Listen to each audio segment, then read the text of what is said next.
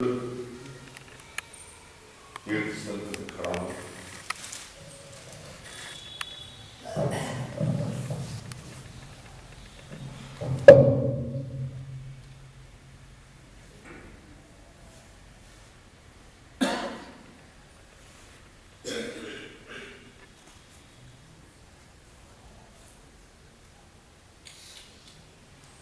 कई महीने से आपके यहाँ पे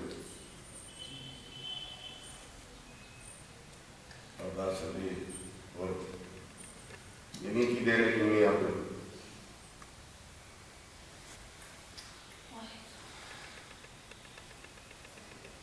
रामचरितमानस में एक चौपाई है,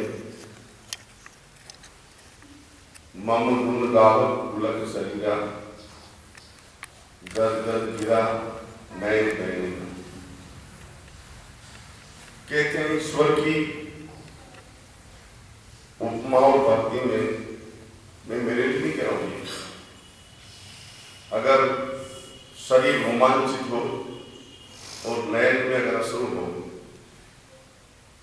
तो तुलसीदास महाराज ने रामचरितमानस में लिखा है कि वो ईश्वर के बहुत निकट होता है।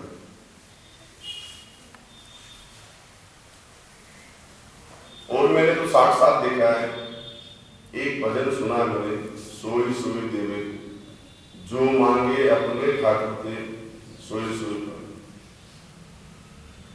ज्ञानी जी विराजमान ने परमजीत सिंह जी बैठे हैं। एक दिन भी यहाँ आया और इसका साक्षात्कार मैंने किया और मैंने ज्ञानी जी से कहा कि आप मेरे लिए पूरे सिख समाज और विधानसभा के लिए कभी ऐसा हो कि भगवान मेरी सुन ले और मुझे टिकट मिल जाए तो इसकी अरदास करें। और मैं आज ठाकुर सबके सामने कह रहा हूं कि इसी तीर्थ स्थल से उस चीज का आशीर्वाद मुझे प्राप्त हुआ।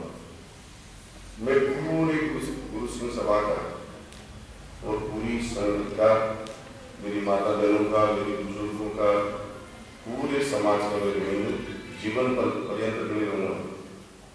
अब मैं अपनी बात पर इसी शहर का रहने वाला हूँ। पिछले 22 साल से यहाँ भारतीय जीवन बीमा निगम में नौकरी कर रहा हूँ और बचपन की कुछ बात बताता हूँ। छोटा सा था तब मैं गांव में रहता था, पढ़ता था और एक सरदार की मुझे नजर आई। मैंने कहा इनसे बड़ा कोई दुनिया में संत हो नहीं सकता और यही सबसे बड़े संत हैं, क्योंकि आदमी ढाडी और दाढ़ी और जो केस रखे और जो शरीर पे पूरे सौंदर्य और सौष्ठव से बंधा हुआ हो, ऐसा लगता है कि ठाकुर ने साक्षात उसको बांध रखा है। और मैं सबसे पहले अगर किसी को साधु मानता था तो किसी सरदार के मैंने चरण स्पर्श किया, मैं साष्टांग दंडवत हो गया एक सरदार के सामने। मुझे लगा कि यही सबसे बड़े संत इस देश में। इस परिवेश को उस कच्ची उम्र में मैं साधु मानता था। धीरे धीरे पढ़ते पढ़ते पता लगा कि ये समाज बलिदान का भी प्रतीक है, ये समाज गौरव का प्रतीक है, ये समाज सौष्ठव का प्रतीक है और ये समाज आस्था और निष्ठा का पूर्ण रूप से प्रतीक है। किसी शहर में किसी गांव में चले जाओ, अगर वहां गुरुद्वारा है तो सवेरे 3 बजे से 4 बजे के बीच में अरदास शुरू हो जाती है। उस शहर का माहौल बदल जाता है। उस पूरी भूमि के अंदर सुबह सुबह अरदास, सुबह सुबह गुरुवाणी, सुबह सुबह ये मंत्र, उस पूरे परिदृश्य में जब घूमने लगते हैं तो वहां की अलाय बलाय दूर चली जाती है। उस शहर का सारा विकास, उस शहर की सारी श्रद्धा, उस शहर के सारे लोग, उस शहर की सारी शक्तियां ऐसे अमन चैन में आती है और सारी श्रुतियां शरीर की खुलकर उनके सामने ऐसा हो जाता है जैसे यहाँ पे साक्षात ब्रह्म विराजमान है। मैं ज्ञानी जी का बहुत बहुत ऋणी हूँ। सबसे बड़ी बात यह है कि हमारे बीच में आज श्री हरबंश जी विराजमान है जो विदेश में रहते हैं और उनका अपने देश से प्रति प्रेम और भगवानी मंदिर के प्रति प्रेम ये देख के लगता था कि आज भी अपनी संस्कृति और सभ्यता, और उन्होंने अभी कहा था कि सुमरिन में ही ताकत। एक बार भगवान राम ने पूछा, हनुमान जी महाराज विराजमान थे, उनसे पूछा, कहा कि बताओ दुनिया में सबसे बड़ी विपत्ति क्या है? कोई कहे तो मेरे तकलीफ है, कोई कहे मेरे बच्चा बीमार, कोई कहे ये, कोई वो। तो हनुमान जी महाराज ने कहा कि हनुमंत विपत्ति प्रभु सोई, जब तब सुमरिन भजन न हो। संसार में अगर कोई सबसे बड़ी विपत्ति है तो वो विपत्ति है कि ईश्वर का सुमिरन ना हो। और तो कोई विपत्ति हो नहीं सकती, क्योंकि संसार में जो चीज चराचर में है ये एक सत्ता है छोटी सी, लेकिन इसको चलाने वाली परम सत्ता है, वो परम सत्ता यहाँ बैठी है। वो इस परम सत्ता का ही सारा कुछ जो संसार में चलता है। इसके कोई आदमी गलती से ये भूल करके बैठे कि मैं कुछ, ये मैं शब्द तो हो ही नहीं सकता। मैं शब्द दो के साथ लगा, दक्ष प्रजापति के और रावण। मैं शब्द भक्ति के अहंकार का और घमंड का, कहते हैं दोनों ही कितने बड़े ज्ञानी थे, प्रजापति थे। रावण जैसा प्रचंड ज्ञानी जैसे प्रकांड विद्वान नहीं थे। ज्ञानी बहुत बड़े वैज्ञानिक, रावण बहुत बड़े वैज्ञानिक।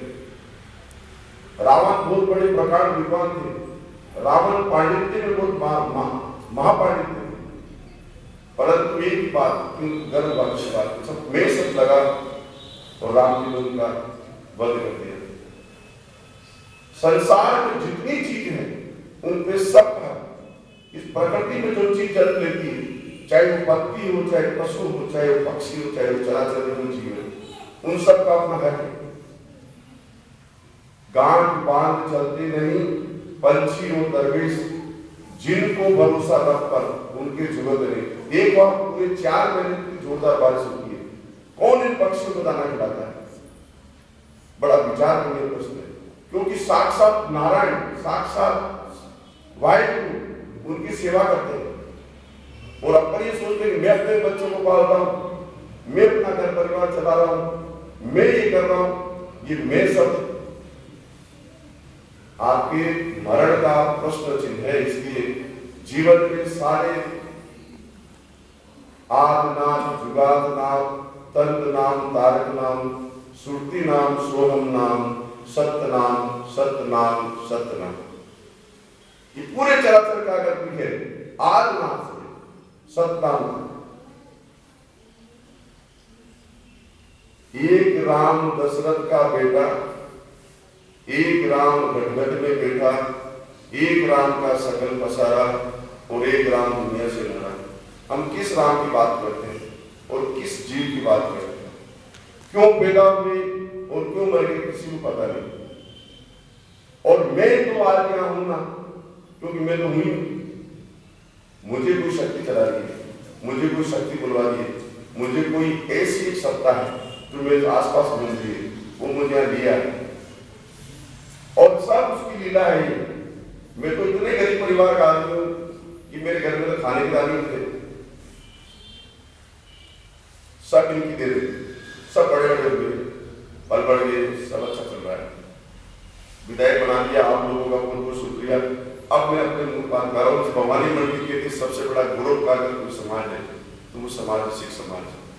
मैं मेरे मन से और मेरे सबकी तरफ से, चाहे महारानी साहब हो, चाहे दुष्यंत सिंह जी हो, उनके आशीर्वाद से मुझे टिकट मिला, सब वाहिगुरु की कृपा, सब लोगों का आशीर्वाद।